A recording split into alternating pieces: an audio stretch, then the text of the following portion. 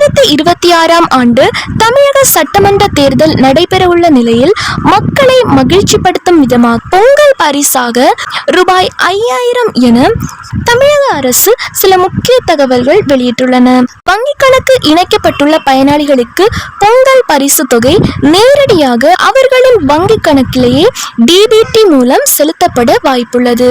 வங்கிக் கணக்கு இல்லாதவர்கள் அல்லது தொழில்நுட்ப சிக்கல் உள்ளவர்களுக்கு எப்போதும் போல ரேஷன் கடைகள் மூலமாகவே ரொக்க பணம் விநியோகிக்கப்படும். பொங்கல் பரிசுக்காக விவசாயிகளிடமிருந்து நேரடியாக கரும்புகளை கொள்முதல் செய்யும் முதற்கட்ட பணிகளை அரசு ஏற்கனவே தொடங்கிவிட்டதாக கூறப்படுகிறது. ஜனவரி மாதத்திற்கான 1000 ரூபாய் மகளிர் உரிமை தொகை மற்றும் பொங்கல் பரிசாக ரூபாய் 3000 என மொத்தம் ரூபாய் 4000 இல்லத்தரசிகளின் கைக்கு கிடைக்கும் என்றும் தகவல்கள் வெளியாகியுள்ளது.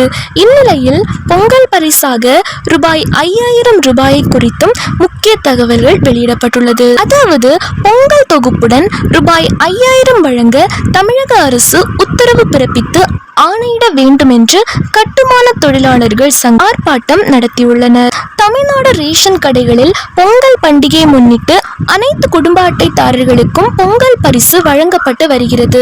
அதிமுக ஆட்சியில் கடந்த 2021ஆம் ஆண்டு பொங்கல் பரிசு தொகுப்புடன் ரூபாய் 2500 ரொக்கம் வழங்கப்பட்டது. அதுவே இதுவரை கொடுக்கப்பட்ட அதிகபட்ச ரொக்கமாகும். இதைத் தொடர்ந்து திமுக ஆட்சியில் பொங்கல் தொகுப்புடன் ரூபாய் 1000 ரொக்கம் வழங்கப்பட்டது. ஆனால் இந்த ஆண்டு பொங்கல் பண்டிகையின் போது ரொக்கம் தரப்படாமல் பச்சரிசி, சர்க்கரை மற்றும் கரும்பு வழங்கப்பட்டது.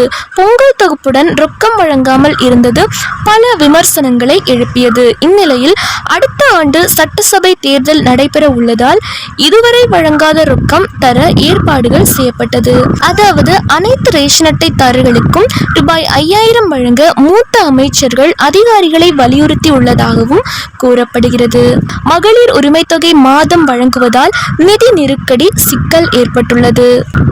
அனைத்து ரேஷன் அட்டைதாரர்களுக்கும் பொங்கல் தொகுப்புடன் ரூபாய் 3000 ரொக்கம் வழங்க வாய்ப்புள்ளதாக தகவல்கள் வெளியாகியுள்ளது.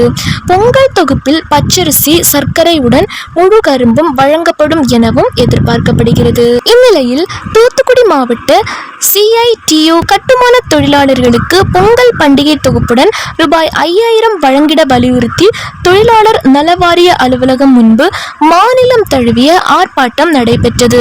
ஆர்ப்பாட்டத்திற்கு சங்க மாவட்ட செயற்குழு உறுப்பினர் மாரியப்பன் தலைமை வகித்தார். இதில் கட்டுமான தொழிலாளர்கள் பலர் கலந்து கொண்டு கோரிக்கைகளை வலியுறுத்தி முழக்கமிட்டனர். இது தொடர்பாக முதலமைச்சர் மு.க. ஸ்டாலின் அவர்கள் நிதித்துறை அமைச்சகம் மற்றும் அதிகாரிகளுடன் பலகட்ட ஆலோசனைகளை நடத்தி வருவதாகவும் தெரிகிறது. இந்த பொங்கல் பரிசு குறித்த அதிகாரப்பூர்வ அறிவிப்பு மற்றும் டோக்கன் விநியோகம் தொடர்பான விவரங்கள் மிக விரைவில் தமிழக அரசிடமிருந்து வெளியாகும் எனவும் எதிர்பார்க்கப்படுகிறது. இந்த அனைத்து தகவல்களுமே பார்த்தீங்க அப்படின்னா தலைமை செயலக வட்டாரங்களில் இருந்து கசிந்த தகவல்களின் அடிப்படையில் அமைந்தவை. ஸோ இதை பற்றின அதிகாரப்பூர்வ அறிவிப்பு வந்துச்சு அப்படின்னா அதை பற்றின முழுமையான விவரங்களையும் நம்ம பார்க்கலாம்.